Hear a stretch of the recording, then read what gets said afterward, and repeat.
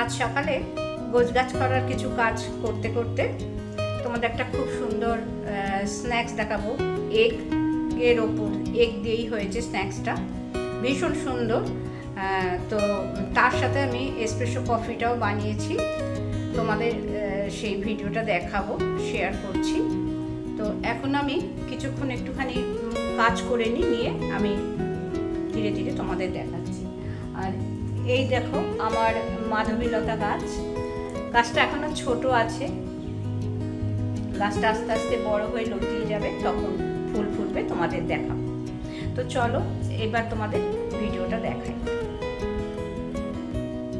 একটা ফ্রাই প্যানে সাদা তেল নিয়ে কিছু টমেটো সাজিয়ে নিচ্ছি। তেলটা সামান্য গরম হয়ে যাওয়ার পরে টমেটোটা সাজিয়ে নিচ্ছি। আর টমেটো আমি 5 পিস দিয়েছি। এর ফাঁকে ফাঁকে আমি পাউরুটি সরু সরু করে টুকরো করে দিয়ে দিচ্ছি। তোমরা ভালো করে দেখতে থাকো। আর একটা ডিম আমি গুলে নিয়েছি, একটা জায়গায় 2-3টে ডিমও তোমরা দিতে পারো। সেই ডিমের মধ্যে আমি পেঁয়াজ কুচি দিয়েছি আর লঙ্কা কুচি দিয়েছি, লবণ দিয়েছি, দিয়ে সেটা ভালোভাবে ফেটিয়ে নিয়ে, এই যে ডিমটা বেশ ভালোভাবে ফেটিয়ে নিয়ে আমি এই টমেটোর ওপরে ঢেলে দিচ্ছি। দিয়ে এটা কিছুক্ষণ একটুখানি রেখে দেব, দিলে একটু জমে যাবে, তখন সেটাকে আমি উল্টে দেব। আর তোমরা দেখছো কুমকুমের রান্না, দেখো একটু অন্যরকমভাবেই করছি। স্ন্যাক্সটা কিন্তু ভীষণ সুন্দর হয়।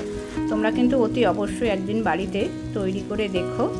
এই স্ন্যাক্সটা কোনো অতিথি এলে তো করে দিতেই পারো, তাছাড়া নিজেরাও বাড়িতে সকালবেলা কিংবা সন্ধেবেলা কিংবা ডিনারেও খেতে পারো।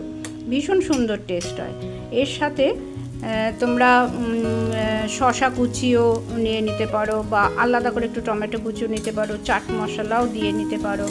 স্ন্যাক্সটা কিন্তু ভীষণ সুন্দর হয়।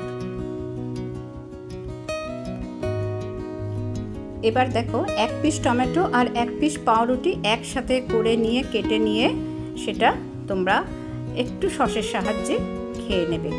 অত্যন্ত সুন্দর একটি স্ন্যাক্স তোমাদের দেখালাম। এবার দেখাচ্ছি মিক্সারে তৈরি, মানে মিক্সিতে তৈরি এসপ্রেসো কফি। তোমরা আস্তে আস্তে দেখতে থাকো। আমি লিখেও দিয়েছি, তাছাড়া আমি মুখেও বলে দিচ্ছি, ভিডিওতে তো দেখতেই পাচ্ছ। 2 চামচ চিনি নিয়েছি, 1 চামচ কফি নিয়েছি, আর একটু জল দিয়ে সেটাকে মিক্সিতে ভালোভাবে ঘুরিয়ে নিলেই সেটা অনেকটা এসপ্রেসো হয়ে যায়। দেখতে থাকো তোমরা। এটা সাধারণত মিল্ক কফি ভালো লাগে।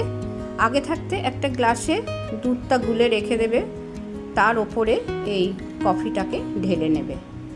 দেখতেও খুব সুন্দর হয়, খেতেও খুবই সুন্দর হয়। এর ওপরে নানান রকম ডেকোরেশন তোমরা করে নিতে পারো। তাহলে আজকের এই ভিডিওটা তোমাদের কেমন লাগলো জানিও। ভালো লাগলে অতি অবশ্যই একদিন বাড়িতে তৈরি করো, সবাইকে খাইও, বাড়িতে অতিথি আসলেও তৈরি করো। আজকে ভিডিওটি এখানেই শেষ করছি। পরের দিন আবার নতুন কোনো আইডিয়া নিয়ে, নতুন কোনো রেসিপি নিয়ে চলে আসব। তোমরা ভালো থেকো, সুস্থ থেকো, সাবধানে থেকো। ধন্যবাদ।